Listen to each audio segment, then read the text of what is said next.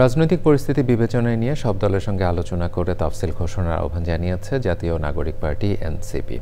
সিইসির সাথে বৈঠক শেষে দলের আহ্বায়ক নাহিদ ইসলাম বলেছেন, গণভোটের প্রক্রিয়ায় যেন বিভ্রান্তি তৈরি না হয় সেজন্য পদক্ষেপ নিতে হবে ইসিকে। আরেক অনুষ্ঠানে নির্বাচন কমিশনার আবুল ফজল মোহাম্মদ সানাউল্লাহ বলেছেন, আগামী সপ্তাহে জাতীয় নির্বাচনে তাফসিল ঘোষণা করা হবে। নাজিব বেগের রিপোর্ট।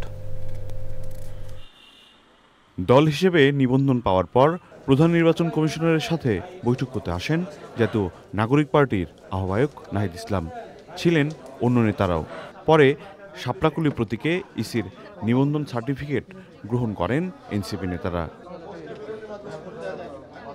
লেভেল প্লেয়িং ফিল্ড নিয়ে উদ্বেগের কথা জানিয়ে নাহিদ ইসলাম বলেন, প্রশাসনের রদবদলে রাজনৈতিক প্রভাব আছে কিনা খতিয়ে দেখতে হবে। কথা বলেন তফসিল নিয়েও। রাজনৈতিক স্থিতিশীলতা থাকে এবং প্রত্যেকটা দলই যাতে নির্বাচনী যাত্রা শুরু করার একটা পরিবেশে থাকে তাদের দলের ভিতরে, এবং সার্বিক রাজনৈতিক সেই পরিবেশটা যাতে থাকে, সেই সময়টায় যদি তফসিল দেওয়া হয় তাহলে এটা নির্বাচন কমিশন এবং সকল রাজনৈতিক দলের জন্য সেটা উপকারী হবে। আদালতকে ব্যবহার করে সংস্কার কার্যক্রম ব্যাহত করার অভিযোগ করেন নাহিদ ইসলাম।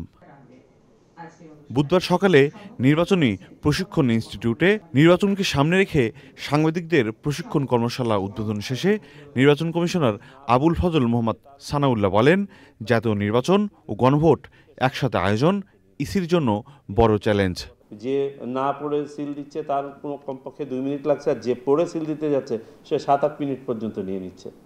এই যেখানে বাস্তবতা, এবং আমরা এটাও জানি যে আমরা ইনডেফিনিট নাম্বার অফ সেন্টারও বাড়াতে পারবো না, ইনডেফিনিট নাম্বার অফ বুথও বাড়াতে পারবো না। আমাদের বুথ ব্যবস্থাপনাকে আরও স্মার্ট করতে হবে। অনুষ্ঠানে ইসি সচিব বলেন, শতাব্দীর ভালো নির্বাচন চাই ইসি। এক্ষেত্রে সহযোগিতা লাগবে গণমাধ্যম কর্মীদের। নাজিব বেগ, চ্যানেল আই, ঢাকা।